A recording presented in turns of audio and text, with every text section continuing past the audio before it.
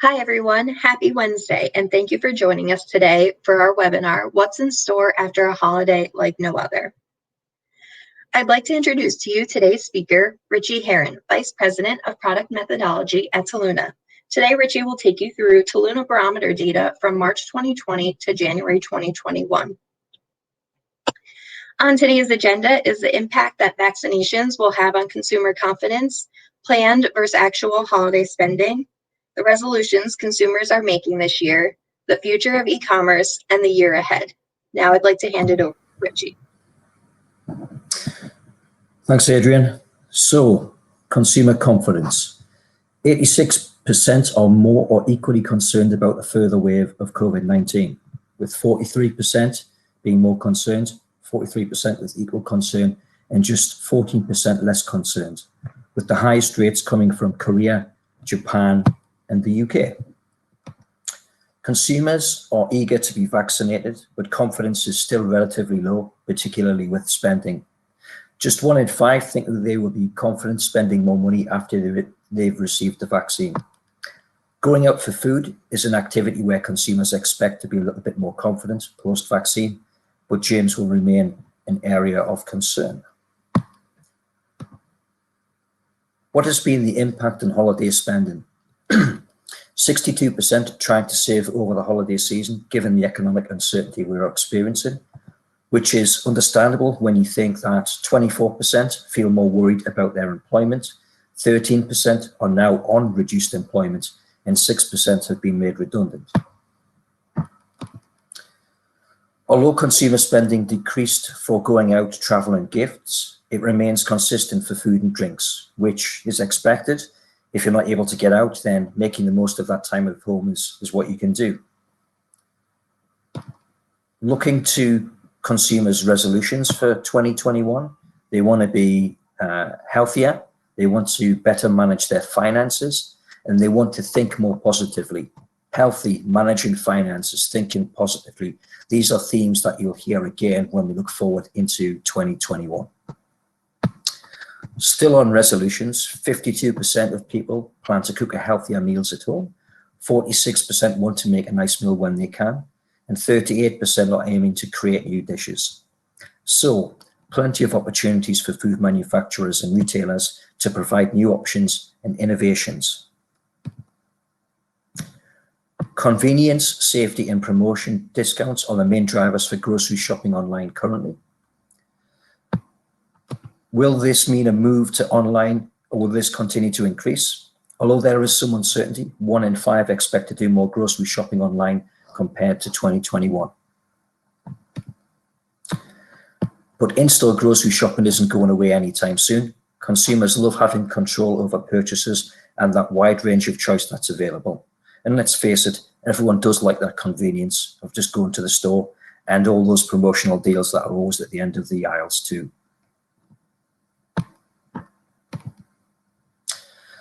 So we've heard a little bit about how consumers are feeling with spending and with the vaccine and how they've reacted over the holiday period. So what about 2021? What has been the legacy of 2020? Well, borrowing money because of the impact of coronavirus has increased. Young people and low earners have been worst hit by the pandemic. Under 30s with low household income were more likely to be furloughed. But higher paid workers were more likely to be on full pay even if they are unable to work. The impact of COVID has felt in different ways in different types of people, which is impacting their current circumstances and outlook, highlighted by that increased level of borrowing and an even wider financial gap. So thinking about this landscape and the backdrop here, what we've looked at with the barometer study is a way to segment the population. So we've devised a global segmentation based on primarily levels of optimism. We've looked at 2 very simple questions here. How satisfied are you with your life in the past 2 weeks, which is the x-axis here? And how confident are you in spending money in the coming months, which is the y-axis?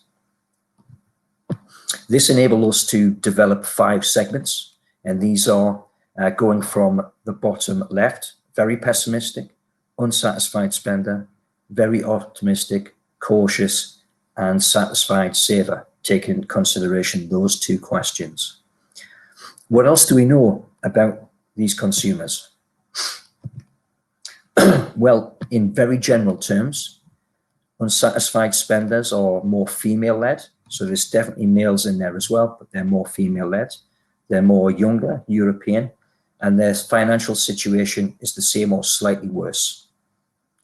Cautious are not gender specific. They are more likely to be older, have a higher footprint in Asia, primarily have had no change in their income. But at 83%, they're the second largest segment to want to get vaccinated. Very optimistic or more male-led. There's still females in there as well. They tend to be younger. There's a heavy footprint from the Americas and definitely feel much more secure about their employment than any other segment. They have had no change in their financial situation, and they are the group that's most likely to get vaccinated. Very pessimistic or more female-led. Again, there's males in there too. Middle-aged and have the least feeling of job security. Their financial situation has got worse, but they're the segment that seems to be the least likely to want to get vaccinated. Satisfied saver is our last segment. It is more female-led, covers a wider age range, and their financial situation is the same or slightly worse. So now we'll try a little bit of interactivity here. Now that you've seen the segments, let's run a quick poll to see which fits you best. Adrian, can you set that in motion, please?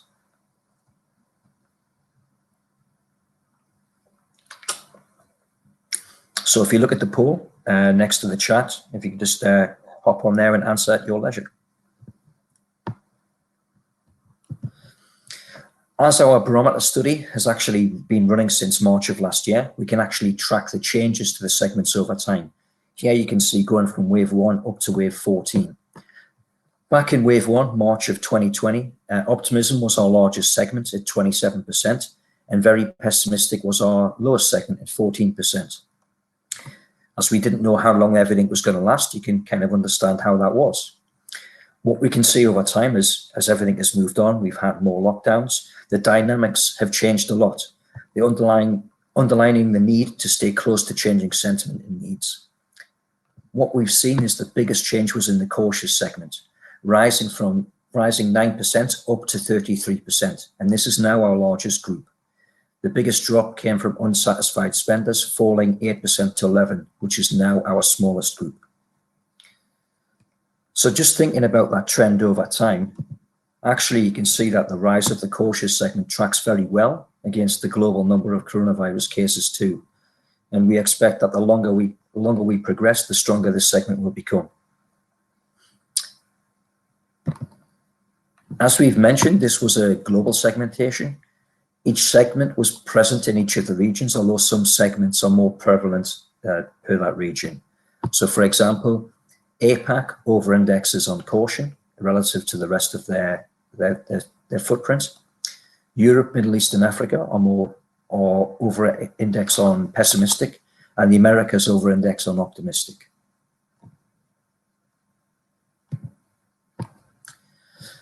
So who are these people? What else is happening to them? So let's take a quick look at the two more positive segments and try and give you a little more depth about who they are and how they feel. So let's look at very optimistic and satisfied saver.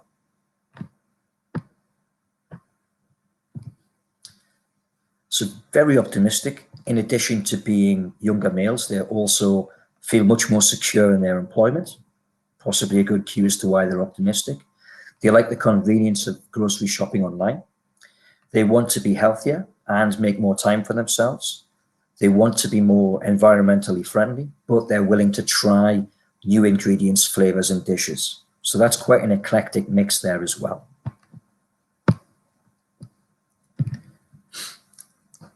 Satisfied savers, as you might expect, are looking to save money for a rainy day. They want to be better at budgeting. They love the idea of the grocery store because of the cheap prices, the deals, the discounts. They want to manage their money better. And like the optimistic segment, they want to make more time for themselves as well. So you can see here a very different dynamic here from, although they are satisfied, both of these segments, the way that the satisfied savers are going around is very different to that of optimistic.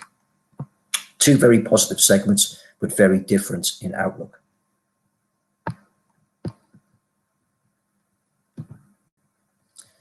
So this is the legacy of 2020. Just overlaying the segments here again relative to satisfaction in the past 2 weeks and confidence in spending. A very different landscape, not dependent on older paradigms. A world that has groups of people with very different needs in 2021, which will continue to evolve as the year progresses.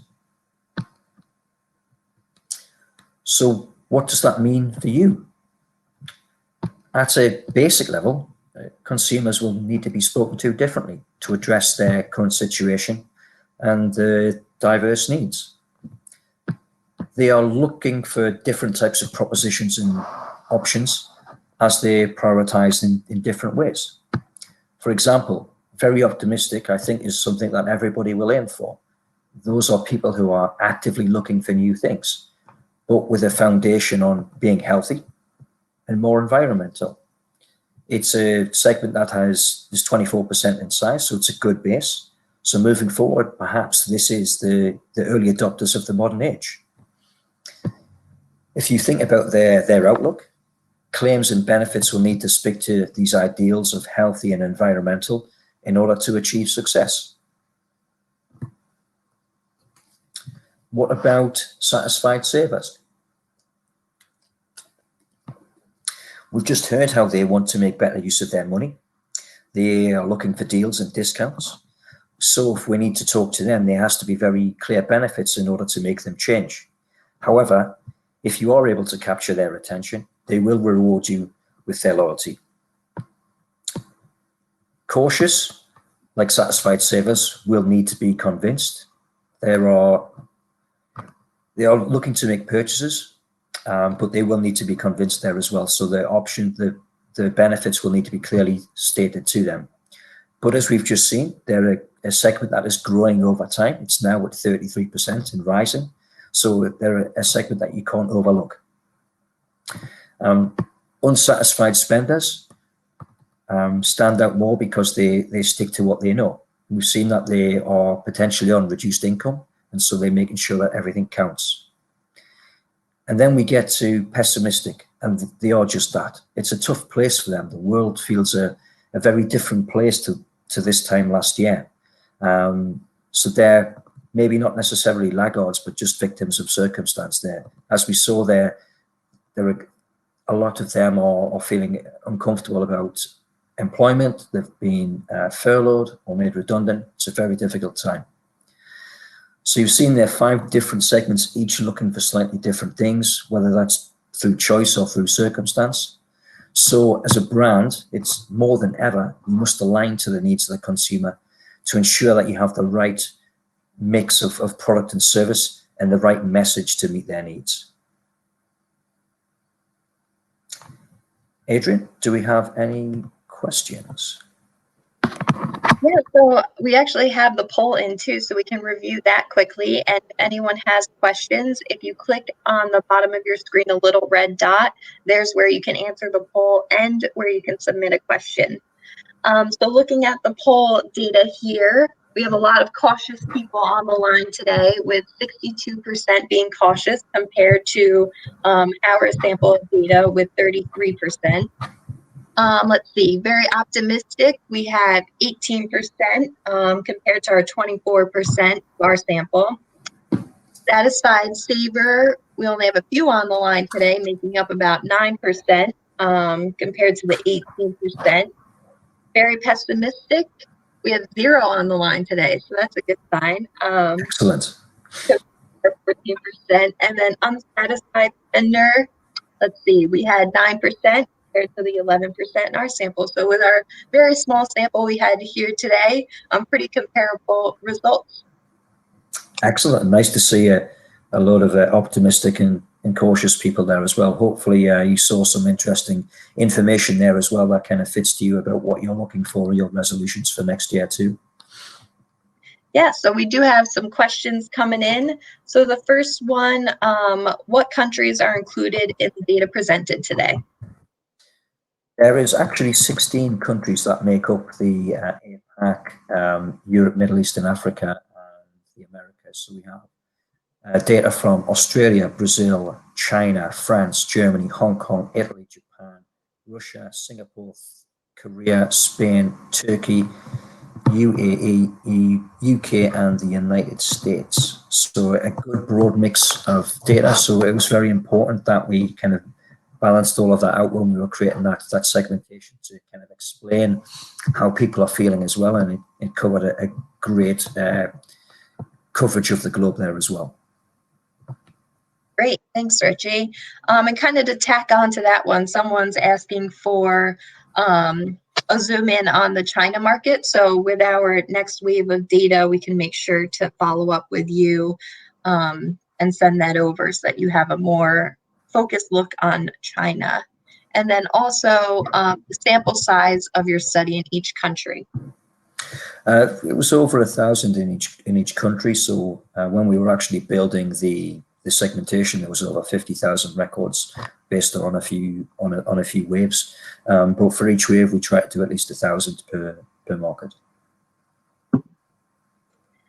And the next one, will this continue in 2021? So will we continue collecting this data? Yes, definitely. So as you can see, the change in dynamics there on how the segments are moving as well would make sense to see how that's kind of progressing. So we're going to be doing this for the foreseeable future.